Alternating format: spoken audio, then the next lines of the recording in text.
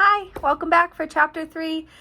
Today I'm going to be reading Chapter 3 of Harry Potter and the Sorcerer's Stone, and thanks for joining me again.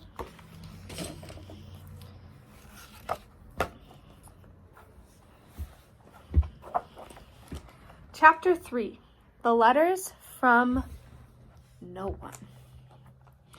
The escape of the Brazilian boa constrictor earned Harry his longest ever punishment.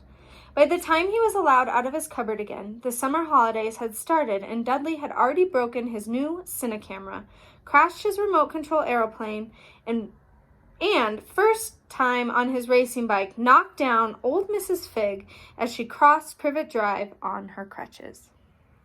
Harry was glad school was over, but there was no escaping Dudley's gang, who visited the house every single day. Piers, Dennis, Malcolm, and Gordon were all big and stupid, but as Dudley was the biggest and stupidest of the lot, he was the leader. The rest of them were all quite happy to join in Dudley's favorite sport, Harry hunting. That is why Harry spent as much time as possible out of the house, wandering around and thinking about the end of the holidays, where he could see a tiny ray of hope. When September came, he would be going off to secondary school, and, for the first time in his life, he wouldn't be with Dudley.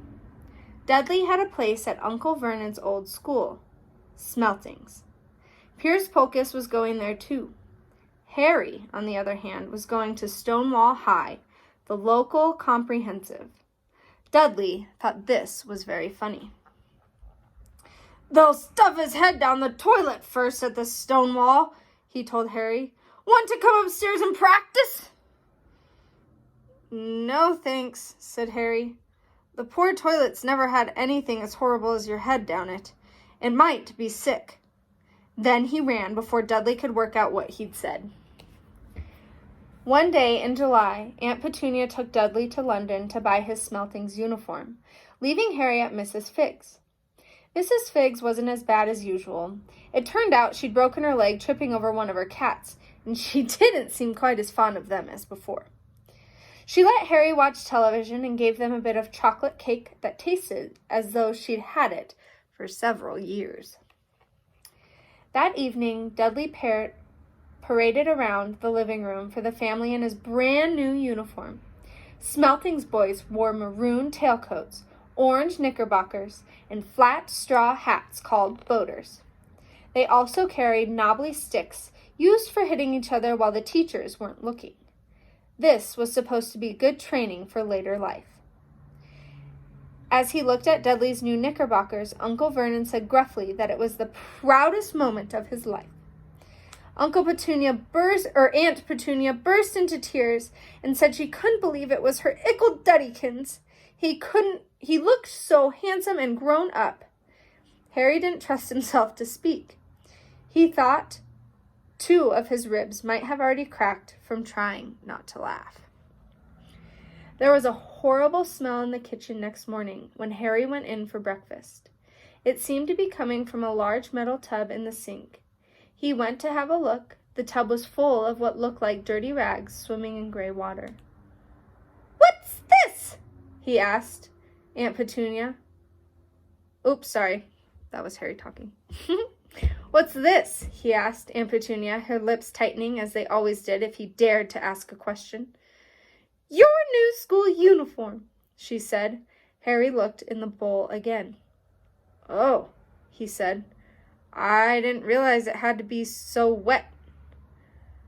"Don't be stupid," snapped Aunt Petunia. "I'm dyeing some of Dudley's old things gray for you. It'll look less like everyone else's when I'm finished."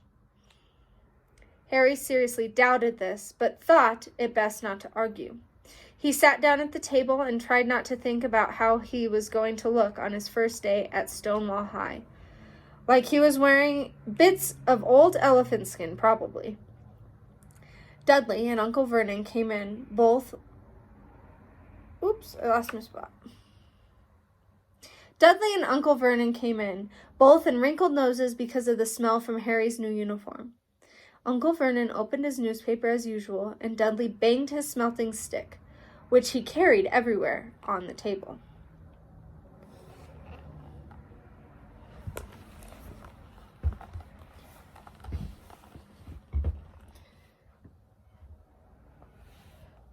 They heard the click of the letterbox and flop of letters on the doormat. "Get the post, Dudley," said Uncle Vernon from behind his paper. "Make Harry get it." "Get the post, Harry." "Make Dudley get it." "Poke him with your smelting stick, Dudley." Harry dodged the smelting stick and went to get the post. 3 things lay on the doormat: a postcard from Uncle Vernon's sister Marge, who was holidaying on the Isle of Wight, a brown envelope that looked like a bill, and a letter for Harry.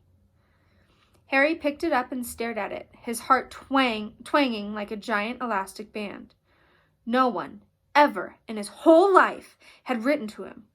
Who would? He had no friends, no other relatives. He didn't belong to the library, so he'd never even gotten rude notes asking for books back. Yet, here it was, a letter addressed so plainly there could be no mistake. Mr. H. Potter, The Cupboard Under the Stairs, 4 Privet Drive, Little Winging, Surrey. The envelope was thick and heavy, made of yellowish parchment. The address was written in emerald green ink. There was no stamp. Turning the envelope over, his hand trembling, Harry saw a purple wax seal bearing a coat of arms. A lion, an eagle, a badger, and a snake surrounding a large letter H. "Hurry up, boy!" shouted Uncle Vernon from the kitchen. "What are you doing checking for letter bombs?" He chuckled at his own joke. Harry went back to the kitchen, still staring at his letter. He handed Uncle Vernon the bill and the postcard, sat down, and slowly began to open the yellow envelope. Vernon ripped open the bill, snorted in disgust, and flipped over the postcard again. "Marge is ill," he informed Aunt Petunia. "Ate a funny wilk."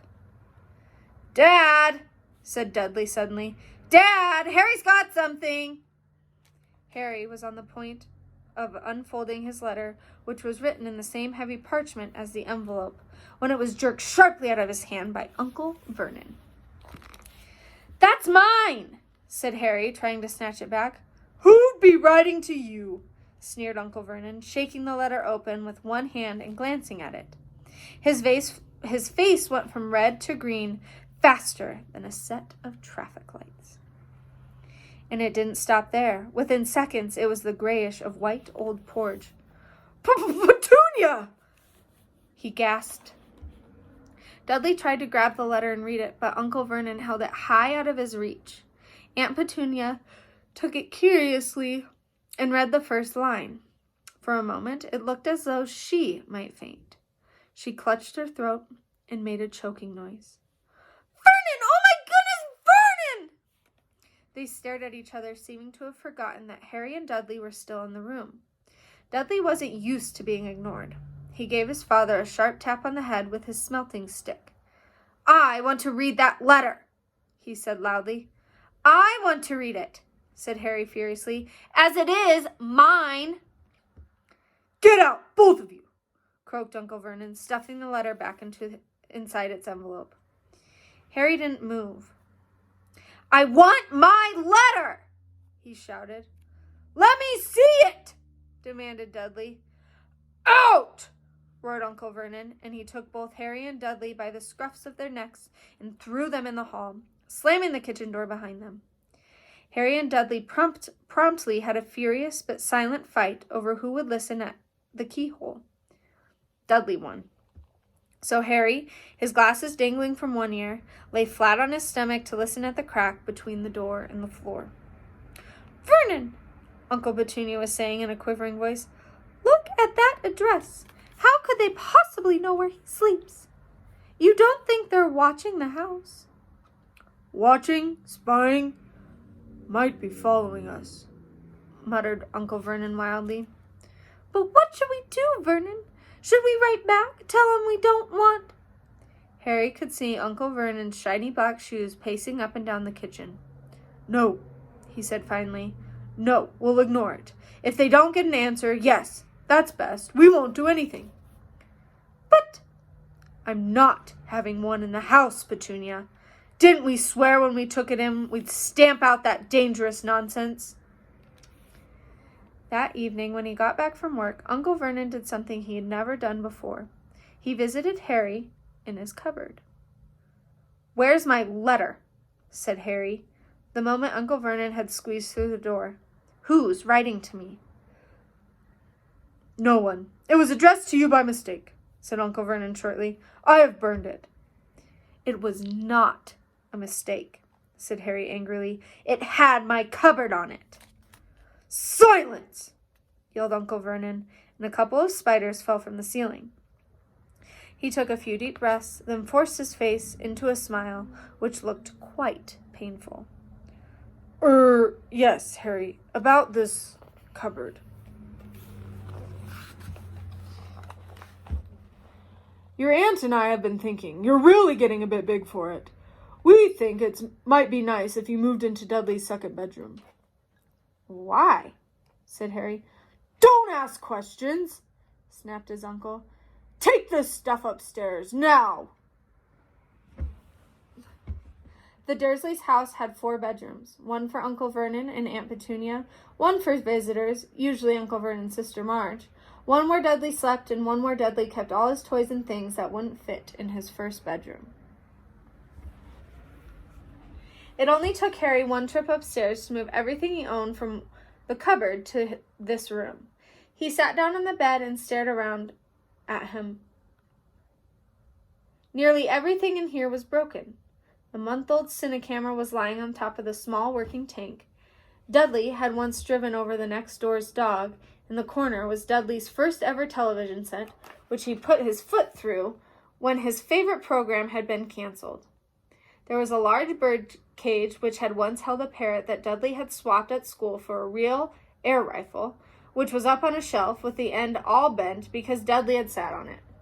Other shelves were full of books. They were the only things in the room that looked as though they'd never been touched. From downstairs came the sound of Dudley bawling at his mother. "I don't want him in there. I need that room. Make him get out." Harry sighed and stretched out on the bed. Yesterday he'd given anything to be up here. Today he'd rather be back in his cupboard with that letter than up here without it. Next morning at breakfast, everyone was rather quiet. Dudley was in shock. He'd screamed, whacked his father with his smelting stick, been sick on purpose, kicked his mother, and thrown his tortoise through the greenhouse roof, and still didn't have his room back. Harry was thinking about this time yesterday, and bitterly wishing he'd opened the letter in the hall. Uncle Vernon and Aunt Petunia kept looking at each other darkly. When the post arrived, Uncle Vernon seemed to be trying to be nice to Harry, made Dudley go and get it. They heard him banging things with his smelting stick all the way down the hall. Then he shouted, "There's another one! Mr. H. Potter, the smallest bedroom, 4 Privet Drive." With a strangled cry, Uncle Vernon leapt from his seat and ran down the hall. Harry right behind him. Uncle Vernon had to wrestle Dudley to the ground to get the letter from him, which was made difficult by the fact that Harry had grabbed Uncle Vernon around the neck from behind. After a minute of confused fighting in which everyone got hit, a lot by the smelting stick, Uncle Vernon straightened up, gasping for breath, with Harry's letter clutched in his hand. "Go to your cupboard. I mean, your bedroom," he wheezed at Harry. "Dudley, just go." Harry walked round his new room. Someone knew he had moved out of his cupboard, and they seemed to know he hadn't received his first letter. Surely that meant they'd try again, and this time he'd make sure they didn't fail. He had a plan. The repaired alarm clock rang at 6 o'clock the next morning. Harry turned it off quickly and dressed silently. He mustn't wake the Dursleys. He stole downstairs without turning on any of the lights. He was going to wait for the postman on the corner of Privet Drive and get the letters for number 4 first. His heart hammered as he crept across the dark hall towards the front door.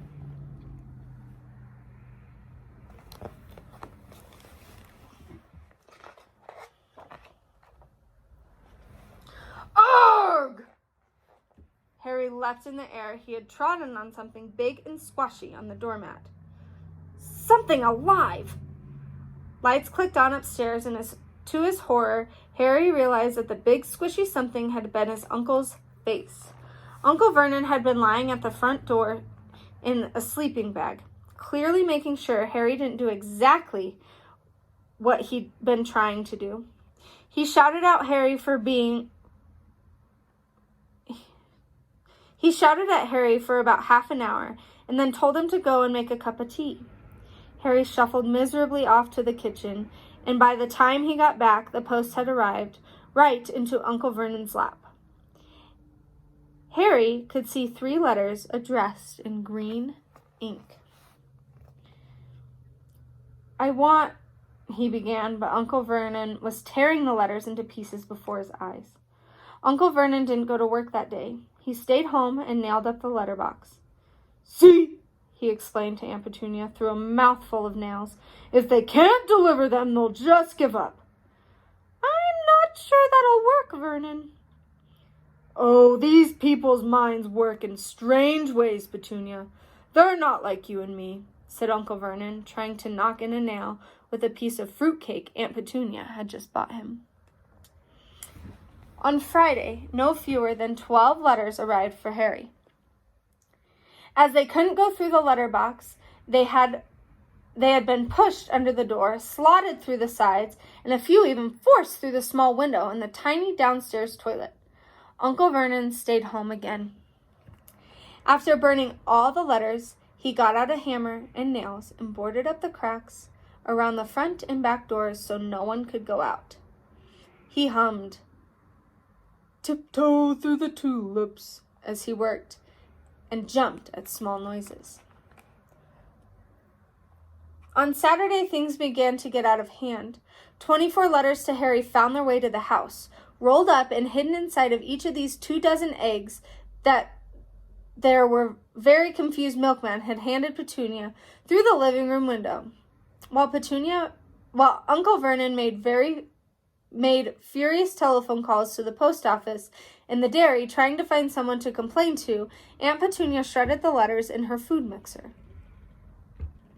Who on earth wants to talk to you this badly?"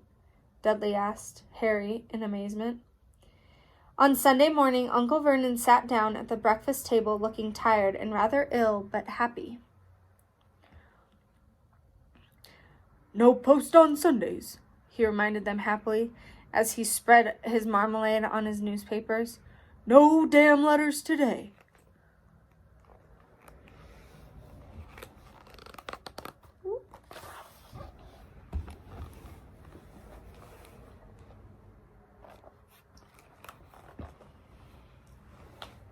Something came whizzing down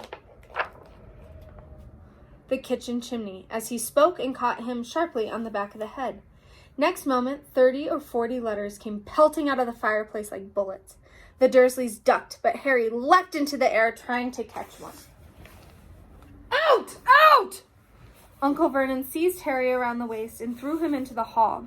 When Aunt Petunia and Dudley had run out with their arms over their faces, Uncle Vernon slammed the door shut. They could hear the letters still streaming into the room, bouncing off the walls and floors. "That does it," said Uncle Vernon, trying to speak calmly, but pulling great tufts out of his mustache at the same time. "I want you all back here in 5 minutes, ready to leave. We're going away, just pack some clothes. No arguments." He looked so dangerous with half his mustache missing that no one dared argue. 10 minutes later, they had wrenched their way through the boarded-up doors and were in the car speeding toward the motorway. Dudley was sniffling in the back seat. His father had hit him round the head for holding them up while he tried to pack his television, video, and computer in his sports bag. They drove, and they drove. Even Aunt Petunia didn't dare ask where they were going. Every now and then, Uncle Vernon would take a sharp turn and drive in the opposite direction for a while. "Shake 'em off, shake 'em off," he would mutter whenever he did this. They didn't stop to eat or drink all day. By nightfall, Dudley was howling. He never had such a bad day in his life. He was hungry, he'd missed 5 television programs he'd wanted to see, and he'd never gone so long without blowing up an alien on his computer. Uncle Vernon stopped at last outside a gloomy-looking hotel on the outskirts of a big city. Dudley and Harry shared a room with twin beds and damp, musty sheets. Dudley snored, but Harry stayed awake, sitting on the windowsill, staring down at the lights of passing cars and wondering. They ate stale cornflakes and cold tinned tomatoes on toast for breakfast the next day. They had just finished when the owner of the hotel came over to their table. "Excuse me, but is one of you Mr. H. Potter? Only I got about 100 of these at the front desk." She held up a letter so they could read the green ink address. Mr. H. Potter, room 17, Railview Hotel, Cokeworth. Harry made a grab for the letter, but Uncle Vernon knocked his hand out of the way. The woman stared. "I'll take them," said Uncle Vernon, standing up quickly and following her from the dining room. "Wouldn't it be better just to go home, dear?" Aunt Petunia suggested timidly hours later. But Uncle Vernon didn't seem to hear her. Exactly what he was looking for, none of them knew. He drove them into the middle of the forest, got out, looked around, shook his head, got back in the car, and off they went again. The same thing happened in the middle of the plow field, halfway across a suspension bridge, and at the top of the multi-story car park. "Daddy's gone mad, hasn't he?" Dudley asked Aunt Petunia, dully late that afternoon. Uncle Vernon had parked it at the coast, locked them all inside the car, and disappeared. It started to rain, great drops beating down on the roof of the car. Dudley sniveled. "It's Monday," he told his mother. "The great Humberto's on tonight. I want to stay somewhere with a television." Monday. This reminded Harry of something. If it was Monday, and you could usually count on Dudley to know the days of the week because of television, then tomorrow, Tuesday, was Harry's 11th birthday. Of course, his birthdays were never exactly fun. Last year, Dudley had given him a coat hanger and a pair of Uncle Vernon's old socks. Still, you weren't 11 every day. Uncle Vernon was back and he was smiling. He was also carrying a long, thin package and didn't answer Aunt Petunia when she asked what he'd bought. "Found the perfect place," he said. "Come on, everyone out." It was very cold outside in the car. Uncle Vernon was pointing at what looked like a large rock way out in sea. Perched on top of the rock was the most miserable little shack you could imagine. One thing was certain, there was no television in there. "Storm forecast for tonight," said Uncle Vernon. Vernon gleefully clapping his hands together. "And this gentleman's kindly agreed to lend us his boat." A toothless old man came ambling up to them, pointing with a rather wicked grin at the old rowing boat bobbing in the iron-gray water below them. "It's already got us some rations," said Uncle Vernon, "so all aboard." It was freezing in the boat. Icy sea spray and rain crept down their necks, and chilly wind whipped their faces. After what seemed like an hour, they reached the rock where Uncle Vernon, slipping and sliding, led the way to the broken-down house. The inside was horrible. It smelled strongly of seaweed. The wind whistled through the gaps in the wooden walls.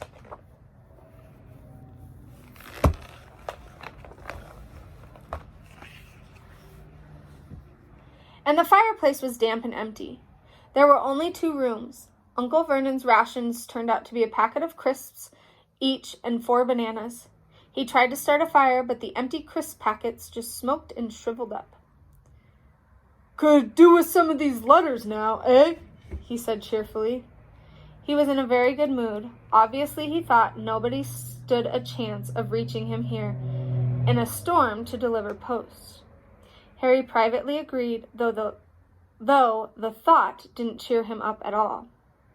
As night fell, the promised storm blew up around them. Spray from the high waves splattered the walls of the hut, and a fierce wind rattled the filthy windows. Aunt Petunia found a few moldy blankets in the second room and made up a bed for Dudley on the moth-eaten sofa. She and Uncle Vernon went off to the lumpy bed next door, and Harry was left to find the softest bit of floor he could and curled up under the thinnest, most ragged blanket. The storm raged more and more ferociously as the night went on. Harry couldn't sleep. He shivered and turned over, trying to get comfortable, his stomach rumbling with hunger. Dudley's snores were drowned by the low rolls of thunder that started near midnight.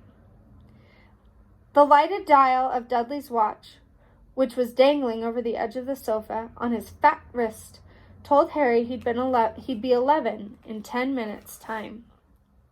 He lay and watched his birthday tick nearer, wondering if Dursleys would remember at all, wondering where what letter writer was now. 5 minutes to go. Harry heard something creak outside.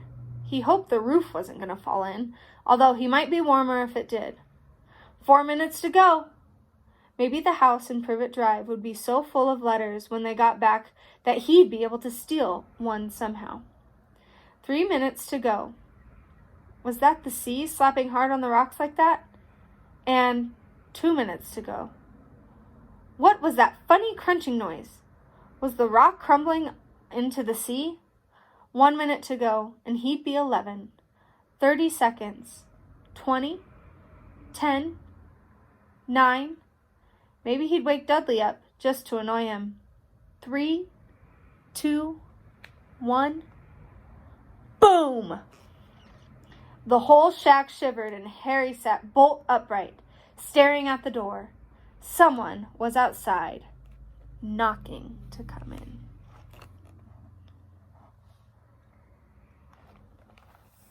And that's the end of chapter 3. I'll see you tomorrow for chapter 4. Bye.